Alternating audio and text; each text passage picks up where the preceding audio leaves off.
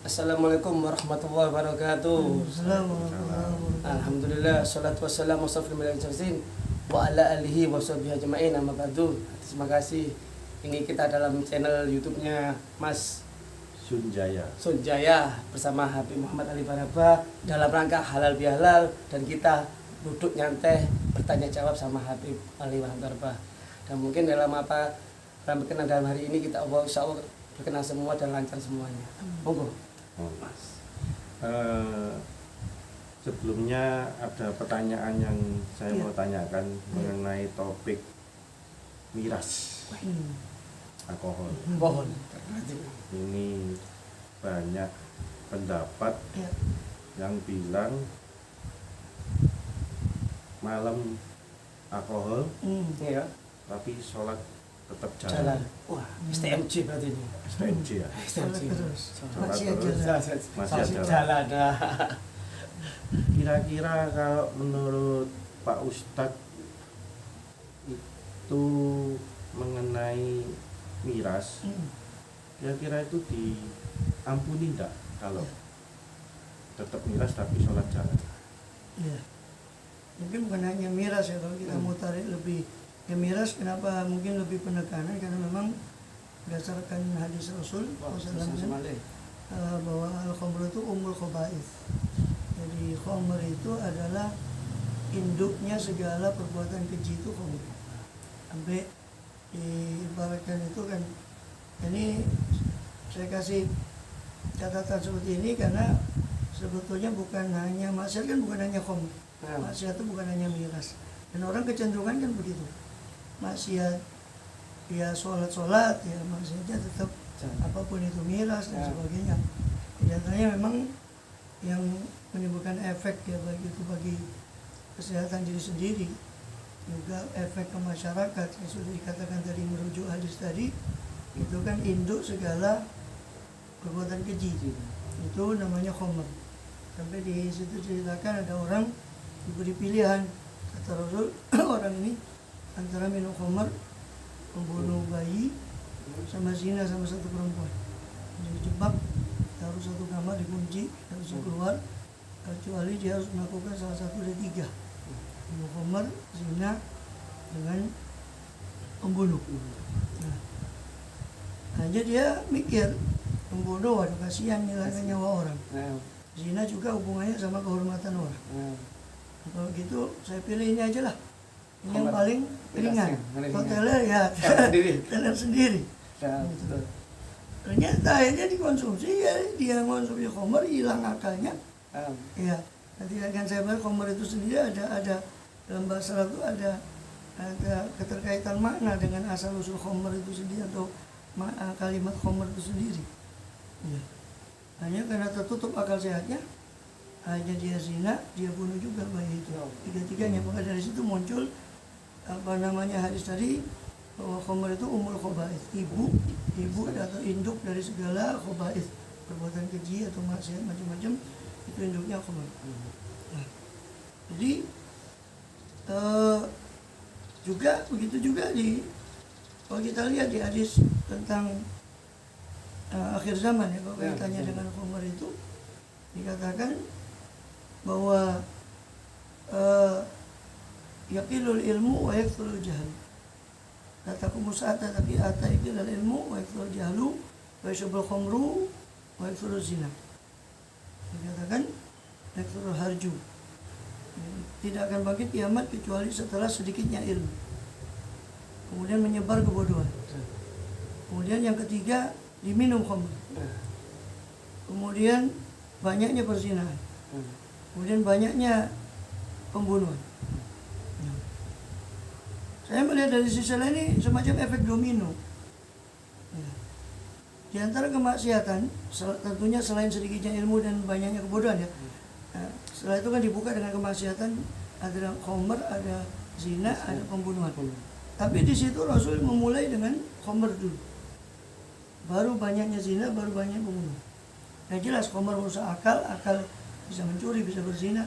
Kalau sudah itu terjadi perselingkuhan macam-macam, terjadi cekcok, terjadi kekacauan masyarakat, ya pembunuhan tadi ujungnya kan banyak. Kita lihat berita kriminal, asal usulnya dari situ. Kemudian juga dari perselingkuhan, dia membunuh. Nah, itu asalnya kadang-kadang selingkuh dan lain itu asalnya dari khamr juga, rusaknya akal. Nah, ujungnya kalau mau ditarik lagi ke ujungnya ya sedikitnya ilmu. Ya, kemudian kalau ilmu sudah sedikit yang merebak kebodohan, terutama kebodohan tentang syariat. Nah, kalau sudah begitu maka diterjang maksiat. Yang Rasul fokuskan di hadis itu adalah khamr, karena itu pokok pangkal dari ilmu. Nah, terus kaitannya bagaimana? Apakah diterima? Memang dalam hadis-hadis sahih yang ini satu ancaman ya, bahwa sholat yang orang minum khamr itu tidak diterima 40 hari. Ternyata bilang itu. Nah, terus korelasinya dengan kan nggak apa-apa katanya orang yang katanya orang ini katanya orang ini si apa pelaku ini ya pelaku mengatakan katanya ya aja mumpung apa ya gimana? apa ini Ya, sholat nanti katanya mengkafaru. mengapun Dikatakan mengkafaru betul. Ya, tapi betulnya separuh-separuh, itu mungkin ngajinya ngantuk atau memang nggak ngaji sama sekali. kurang jauh ngajinya. Ya, atau kitabnya ya, saya sering istilahkan Fathul Jari. Batu jari. Nah, Jari ini lain jari ini. Jari. Ya, tahu duduk permasalahannya. Nah, memang betul. Ya, sholat itu mengkafarah, baik itu menurut Quran maupun menurut hadis menghapus ya dari kesalahan. Betul. Tapi tunggu dulu. Ya, kita lihat ya, harus dicermati hadisnya dan yang menyatakan tentang masalah bahwa sholat itu mengkafarah apa kan gitu. Terus sampai sejauh mana sholat itu mengkafarah kan begitu. Nah, di akhir surat Hud alaihissalam Allah berfirman, ya, wa innal hasanat yudhibna sayyi'at. Aqibis sholat atau rafain nahari wa sulafa minal lail. Innal hasanat yudhibna sayyi'at. Tadi kata Qur'an zakir. Dirikanlah sholat di dua penghujung siang dan sebagian daripada malam. Sesungguhnya kebaikan akan menghapus keburukan. Nah, memang asbabun nuzulnya betul. Ini sebab turunnya termasuk di Sahih Bukhari dan beberapa hadis yang lain. Sebab turun ayat ini ada orang lapor datang ke Rasulullah SAW. Nah, kemudian beliau orang ini tanya, ya Rasul, tadi saya maaf ya Rasul, sambil dia bersedih bahwa saya sudah keluputan. Luput apa? Saya menyentuh perempuan yang bukan mahramnya. Ya, bukan mahramnya. Mahram ya, bukan muhrim. Karena ustaz-ustaz juga sering salah. Salah Saya sering ucapan nih, jelaskan Bang. ya. Muhrim itu Salah artinya pengertian. orang yang sedang ihram haji. Sedang melakukan ihram haji, ihram umrah itu namanya muhrim. Kalau perempuan muhrimah. Nah, mahram itu orang yang haram kita nikah. Jadi ibu jenengan, bibi jenengan itu mahram. Ya, yang tidak batal ketika bersentuhan menurut mazhab Syafi'i. Ya, dan juga halal untuk disentuh karena memang mahramnya bukan. Kalau bukan mahram kan tidak boleh disentuh. Kan dikatakan la yatnyutan rasul ahadikum ibrat min hadidin khairun min aid. Ya mas tamas saya dulu dan meratin datanya. Dikatakan bahwa kamu ditusuk dengan besi itu lebih bagus daripada tanganmu menyentuh tangan wanita lain yang bukan mahramnya. Nah, kemudian jadi kembali ke situ ke hadis tadi tentang masalah pengkafarohan sholat tadi. Sholat itu bisa mengkafaroh. Kembali ke topiknya ini. Nah, memang sebab turunnya ayat itu memang itu. Tapi kan judulnya sama bahwa di ayat itu dijelaskan bahwa sholat itu mengkafaroh kan gitu. Nah, walaupun sebab turunnya memang tentang sahabat tadi yang mengaku ya Rasul saya sudah bersentuhan. Gimana saya ini? Sambil menyesal dia mengaku. Tunggu sebentar ya. Ya, menyesal dia dosanya ya tentunya orang tobat kan harus menyesal. Kalau enggak kan berarti main-main. Nah, ini kan main-main ngecek terusan istiqomah terus piye. Nah, itu juga nanti salah satu poin. Dia dengan tobatnya tempatnya sehingga tidak dianggap bukan main-main ya, ngecek ya. Betul. Ngecek pada Allah. Nah, di sini Rasul nggak berani komentar karena beliau itu ayatiku anil hawa. Beliau nggak mungkin berdasarkan hawa nafsu. Tunggu wahyu, nggak lama wahyu turun itu surat Hud, akhir surat Hud. Wah, dirikanlah sholat. Nah, kemudian nggak lama sholat duhur itu tadi ayat tadi yang saya bacakan tadi. Dirikanlah sholat di dua penghujung siang dan sebagian dari malam. Sebenarnya kebaikan, terutama kebaikan berupa sholat itu bisa menghapus keburukan. Nah, sholat nggak lama sholat duhur datang. Sholat si orang tadi berkaitan ini, sholat yang terkait tadi, sholat dengan Rasulullah SAW di jamaah sholat. Nah, sampai di situ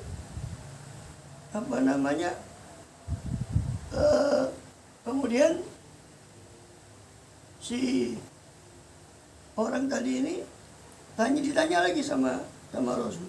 Atau orang ini bertanya lagi dalam riwayat yang lain. Rasul, gimana pertanyaan saya tadi? Bukankah kamu sudah sholat? Dalam riwayat yang lain mengatakan, ya Rasul, dirikan pada saya hukuman yang berat, yang sudah ada aturannya di Al-Quran, seperti zina kan harusnya dicambuk, kalau dia belum kawin cambuk 100 kali dan sebagainya.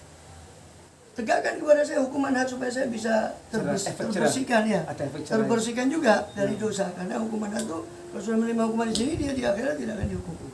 Ada hadis yang lain menjelaskan itu. Dia pikir perbuatan dia ini pantas untuk menerima hukuman seperti itu. Kata Rasul, bukankah kamu sudah sholat? Oh iya, saya sudah sholat. Nah sudah. Kemudian dibacakan ayat tadi, innal hasanat gitu, kebaikan menghapus keburukan. Nah, ini dijelaskan di hadis yang lain, karena hadis itu menjelaskan Quran, dan begitu kadang-kadang sebaliknya. Dijelaskan di hadis yang lain, wa as-salatu ila sholati, Ramadan ila Ramadan, wa Jum'ah ila Jum'ah, wa sholat ila sholat, mukaffiratun lima bainahunna, majatun batil kabair. Nah, sholat ke sholat yang satu, ke sholat yang lain, sholat yang satu, sholat yang lain, Ramadan ke Ramadan yang lain, Jumat ke Jumat yang lain, itu menghapus dosa-dosa. Tapi ada tapinya, di akhir hadis itu dikatakan selama dijauhi dosa besar. Nah, selama dijauhi dosa besar. Artinya yang bisa dikafaroh dengan sholat dan sebagainya itu tadi, Ramadan, Jumat, sholat, itu hanya bisa mengkafaroh dosa-dosa besar. Ini saya jelaskan satu poin, nanti ada poin tambahan untuk pemahaman hadis ini. Nah, jadi wudu, di hadis yang lain kita dapat orang wudu, siapa yang wudu kata Rasul dengan seperti wudunya saya ini sempurna, kemudian dia sholat 2 rakaat, maka dia diampuni dosa yang telah lalu. Intinya banyak hadis yang serupa. Intinya dosa kecil itu gampang dikafarah. Kita bukan dalam konteks mengenteng-entengkan dosa ya, tapi memang dosa kecil itu ya kafarohnya Allah pengejauhan Rahman Rahim itu Allah menyediakan banyak fasilitas yang bisa mengkafarah. Atau istilah Quran itu dosa kecil itu disebut al-lamam. Lamam itu dosa yang hampir setiap orang nggak bisa menghindar. Gamanya ngelihat wanita bukan malu, kita keluar aja sedikit sekarang, apalagi zaman kayak gini. Apalagi di negeri yang nggak semuanya menutup aurat dengan tepat kan gitu. Masa mau kita merem kan mungkin. Cilupan ini. Cilupan nanti itu. Ya nabrak. Ya, bagi kalau nyetir, hujannya lebih besar. Iya. Hujannya lebih besar. Nyetir masa mau merem kan nggak mungkin. Nah, hujannya lebih besar. Itu namanya lamam lah. Dosa-dosa kayak gini kan nggak bisa terhindari. Lah ini memang gampang. Nah, sepurone itu gampang. Pengampunan Allah itu gampang. Bukan berarti dalam konteks mengentengkan dosa ya, tidak. Nggak boleh mengamalkan gitu ya. Jangan sampai mengamalkan gitu ya. Ini satu poin. Nah, terus kita kembali ke miras tadi khamr. Nah, kalau kita lihat dalam hadis Rasul yang lain soal Bukhari dan yang lain, khamr itu termasuk jajaran dosa besar loh, bukan dosa kecil. Dosa besar. Nah, sampai sini paham ya korelasinya. Nah, tadi pengkafaruan kan khusus dosa kecil. Dosa kecil tuh banyak sekali, masya Allah, dengan luasnya rahmat Allah banyak sekali amalan-amalan yang langsung dalam tanda kutip secara otomatis bisa mengkafaroh dosa kecil, wudu, sholat, semuanya. Ya, itu gugur dosa semuanya. Itu. Nah itu seperti itu. Jadi terus ke miras, ini ada tapinya tadi kan dikatakan sholat kepada sholat, Ramadan kepada Ramadan, Jumat kepada Jumat dikafaroh. Tapi selama menjauhi dosa besar.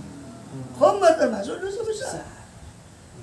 Jadi itu bukan berarti hadis itu bertentangan, tidak. Oh enggak selama, terus gimana kalau dia tobat belum sampai 40 hari kan tadi katanya nggak diterima sholatnya 40 hari. Ya, nah, itu dijelaskan hadis yang lain, makanya hadis itu nggak bisa diambil ditelan begitu saja. Ada hadis satu menjelaskan hadis yang lain, dikatakan ataibu minadzambi kama la dzambala. Orang yang bertaubat dari satu dosa seperti orang yang tidak berdosa. Nah, artinya kalau ya itu gugur. Ya, dan perlunya hikmahnya ada ancaman gitu supaya ibarat cambuk gitu. Katanya orang bijak, Allah itu menciptakan neraka itu sebetulnya supaya menggiring hambanya itu supaya dia ke surga. Kalau nggak ada ancaman kan nggak di. Diancam saja karena nggak takut kok. Dianggap itu seolah angin lalu, apalagi nggak diancam. Mainan. Ya kan? Nah, seperti itu. Nah, jadi itu salah paham dianggap loh, oh sholat terus ini khomer. Betul. Kan ya memang ada, itu kan yang perlu dicermati sini, khomer itu dosa besar itu. Selain kafar itu ada dosa kecil. Nah itu masalahnya. Nah, itu yang perlu dicermati. Jadi ya jangan ngambil informasi sepotong-sepotong. Terus apa bisa dikafaroh ya kalau nggak tobat secara khusus. Seperti yang disepakati ulama, dosa besar itu harus ada pertobatan secara khusus. Baru Jadi, bisa bersih. benang merahnya begitu. Benang merahnya dosa besar. Ya, itu harus pertobatan secara khusus. Nauzubillah zina, syirik, durhaka kepada orang tua, khomer, kan? Lari dari medan perang, membunuh, itu sihir. Ini 7 yang dikatakan sebagai asabul mubiqat. Walaupun kalau dihitung lebih dari 7, tapi ini 7 yang paling masyhur. Pokok. Bisa di hadis disebutkan sebagai sab'ul mubiqat, 7 perkara yang membinasakan orang nanti di akhirat. Nauzubillah. Itu. Jadi seperti itu. Jadi jangan ambil sepotong-sepotong. Iya. Kan katanya di sebelum dulu. Ya. Kan tadi katanya orang yang betul tobat diampuni sebelum sampai 40 hari. Nah, bagaimana menurut antum ya, Habib? Tobat yang betul kalau dia tetap kembali lagi sebelum 40 hari, kembali lagi sebelum 40 hari, tetap dengan dosa itu bagaimana hukumnya? Ya. Kayak bahasanya main-main dengan taubatnya beli. Itu Jadi, yang poinnya di situ itu orang kan di awam ini wis gampang nanti ini diampuni sama Allah Taala. Allah Maha Ghafur, Allah Maha Pengampun. Yang penting sholat. Tetap sholat. Ya, di sisi lain ada benarnya ya. Nah, Tapi itu kan ya itu tadi STMJ sholat masih jalan. pokoknya di sini di sini. STMJ susu telur manja itu enak. Enak. Nah, itu barang-barang yang enak-enak ini emang ya itu tadi. Ya, artinya begini, betul. Artinya kan gini, orang yang khamar terus tanpa sholat jelas lebih parah daripada yang tetap khamar tapi masih Kosongan berarti. masih sholat. Tapi gue ya totalnya kayak ini kan gitu. Ibarat ini plus minus. Atau dalam bahasa akuntansinya debit kredit. Jadi ya seperti itu. Ya tetap nanti akan ditotal tuh gitu. Nah, jadi ya bisa-bisa bapuk, nah itu terserah penilaian Allah Ta'ala. Karena memang walaupun dibocorkan sebagian namanya inilah saya. Jadi dikatakan bahwa sebelum ke sana ya masalah tobat itu masalah permainan tobat. Memang intinya tobat itu kan harus ada syarat. Kan mengingat tadi kan ada kita sudah jelaskan bahwa kesimpulannya bahwa miras itu kan bukan dosa kecil. Besar, dosa besar. besar. Kita sudah benang merahnya tadi kalau dosa besar harus ada pertobatan secara khusus. Dosa kecil bukan kita menggampangkan, memang lebih gampang fasilitasnya dari Allah Ta'ala untuk menghapus dosa kecil. Tapi harusnya pemahamannya sebelum kembali ke taubat dosa besar ya. Pemahaman tentang sholat kepada sholat, Jumat pada Jumat, itu kafaroh. Pemahaman yang betul itu saya kutip dari syarahnya Bukhari di Qustulani itu dikatakan kenapa tidak kita berpemahaman seperti ini ya? Itu kan tadi di kafaroh ya. Terus gimana kata ulama kalau orang itu nggak punya dosa, bukan berarti maksum. Nah, pemahaman yang salah juga, yang tidak tepat, yang keliru juga. Imam Bukhari itu apa maksum? Yang maksum dalam akidah Islam itu terpelihara dari dosa yaitu para nabi. Cuma para nabi yang maksum.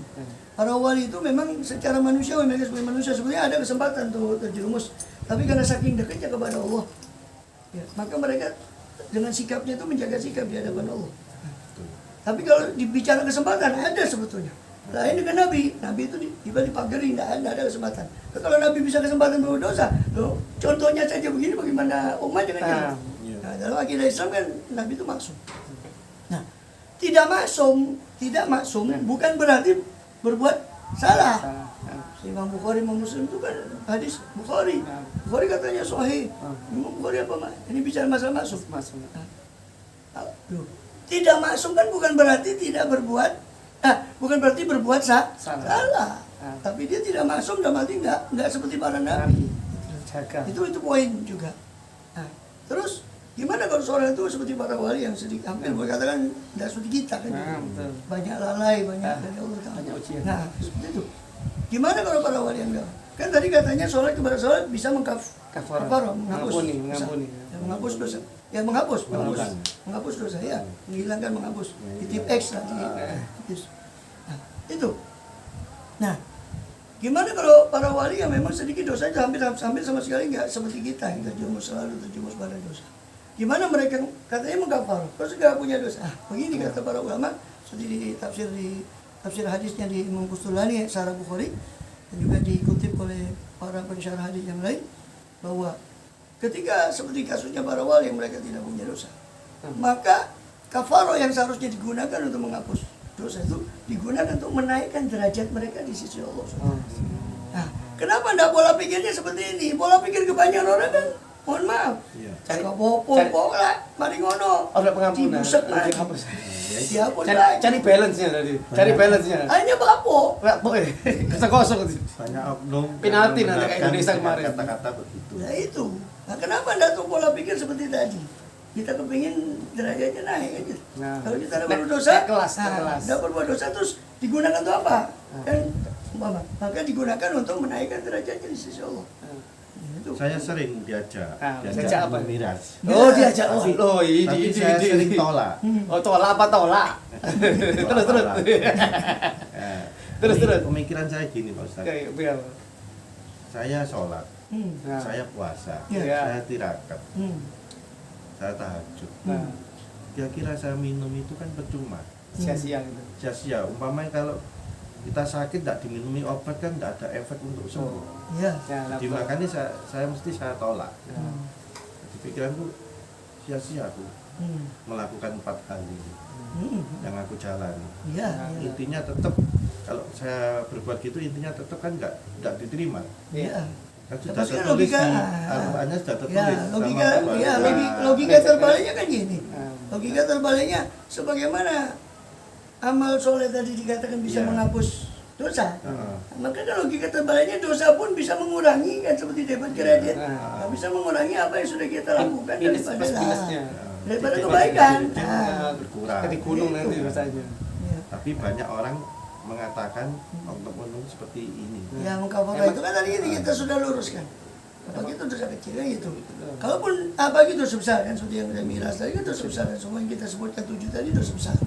Apalagi dosa besar ya naudzubillah itu enggak mungkin kita ditaubati kecuali dengan syarat-syaratnya. Itu menyesal. Misal, salah-salahnya. Menyesal, ya itu tadi Mengulang menyesal. Nah, kemudian dia berazam untuk tidak mengulang perbuatannya tadi. Kemudian dia mencabut diri dari perbuatan maksiatnya. Bukan astagfirullah Boleh lagi. ngelihat Continue lagi nih. Astagfirullah. Cilupa dari. Ya. Nah, itu kan artinya menyesal, otomatis konsekuensi dari penyesalan itu kan dia akan menarik diri.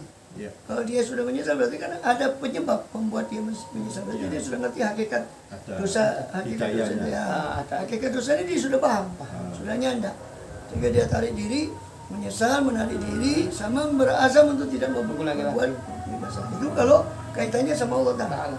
Kalau kaitannya sama manusia ditambah satu lagi, itu mengembalikan haknya orang. Lain. Atau minta halal. Nah, hak orang itu bisa harta, bisa non harta. Harta dan non harta.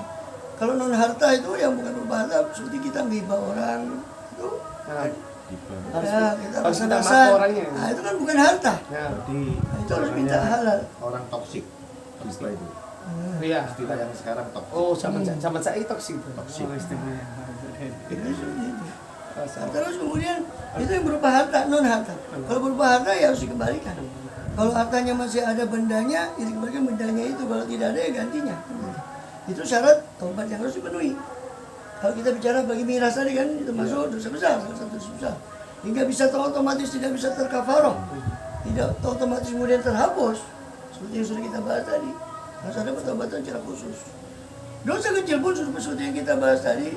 Bahwa ya jangan gitu kan pola pikirnya kan. Terus gak apa-apa nanti dikafar. Harusnya kan dia gunakan untuk menaikkan. Bukan Pak Bo itu tadi. Cari amannya, untuk cari amannya. Ya kan gitu. Dipikir dia belem. Ya itu. Nah ini ada lagi Apa itu? oknum kayak gitu lagi. Ya. Yang kayak apa itu? Dia minum miras 2 botol. Iya. Terus ada seseorang itu kehilangan makhluk hidup, kehilangan dogi, anjing. Oh anjing. Oh iya, paham. Minta tolong carikan anjing saya. Nanti kalau anjingnya sudah ketemu nanti dikasih uang imbalan imbalan. sebesar ini. Terus aku bilang gini Pak Ustadz, loh kenapa nggak dibantu dicari ini? Nah yang orang ini bilang najis. Oh, anjing. Terus aku bilang, loh kamu minum juga sama-sama haramnya, sama-sama dosanya. Iya. Betul. Nah kenapa kok nggak ini dicariin? Nah nanti kan dapat uang kan bisa dibelikan lagi miras lagi. Oh, ini ngacari kita balik ini ngacari miras. Iya, Ya, bakal buat mirasnya dong. Ya buat Oh, lainnya iya, dong. iya, Ya, iya, jadi iya. bahaya ini. Jadi di situ efeknya itu karena minta Oknum. tolong, oknum ini minta tolong, si orang ini minta tolong, tapi si oknum ini miras dan nggak mau karena itu Rasanya anjing najis.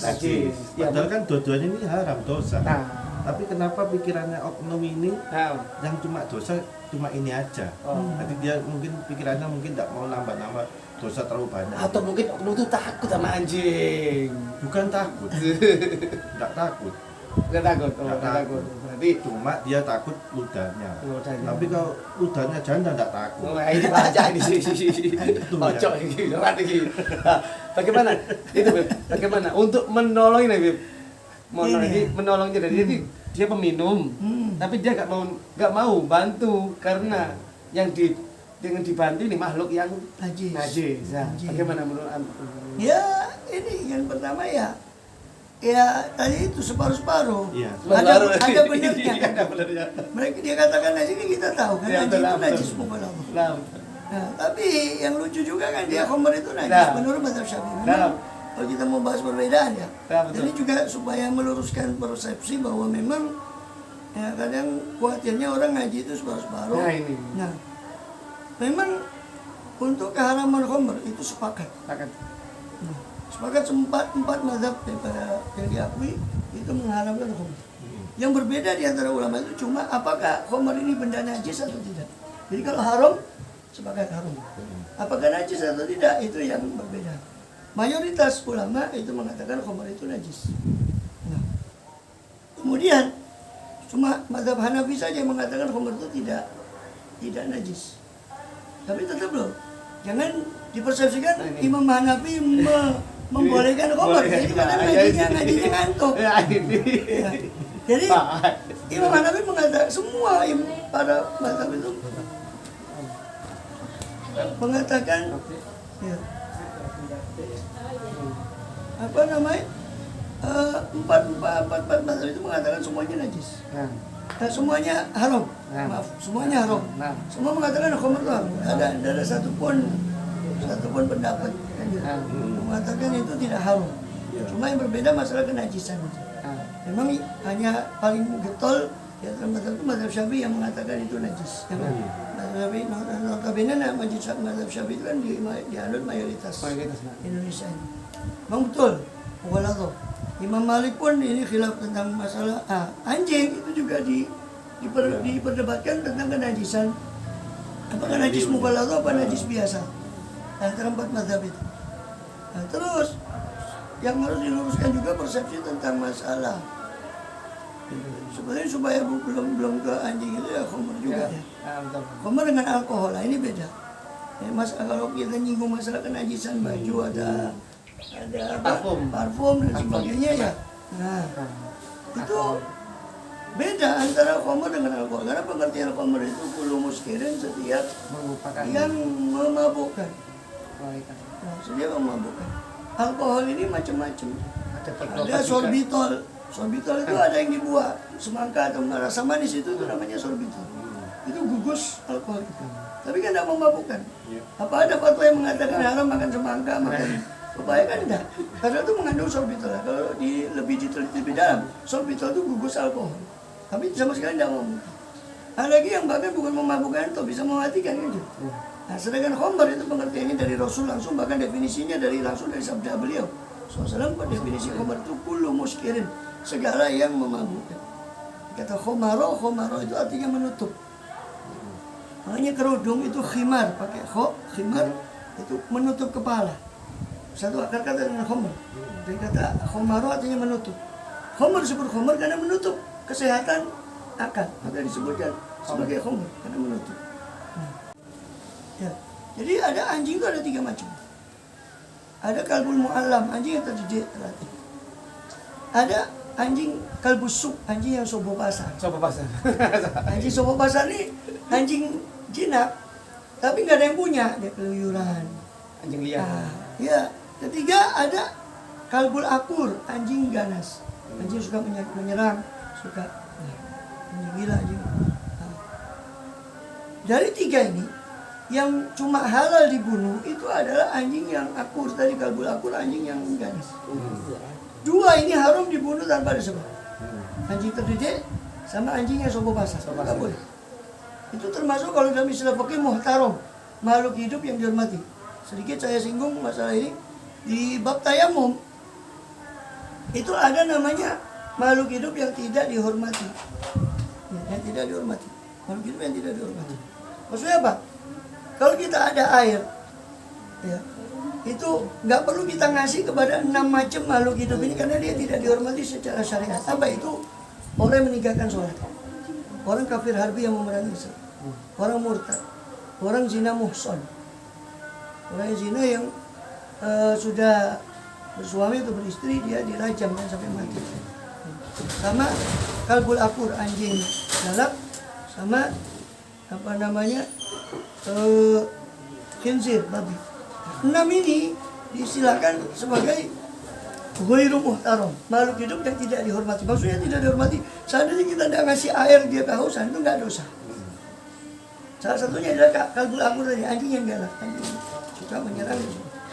Nah, sedangkan jenis anjing yang 2 tadi itu tidak termasuk di sini, dia berarti kan dihormati dalam syariat. Makanya kan ada hadis yang sering juga dibawakan oleh para mubaligh, ada mohon maaf pelacur atau dalam 2 yang lain pendosa, ada laki, ada perempuan, ada 2 riwayat. Itu hanya gara-gara menolong anjing kehausan itu masuk surga karena itu. Iya. Paham ya? Mungkin Jadi dari situ itu salah persepsi. Oh, anjing itu mughaladun, najis mughaladun. Betul. Semua 3 anjing, 3 jenis anjing ini najisnya tetap mughaladun.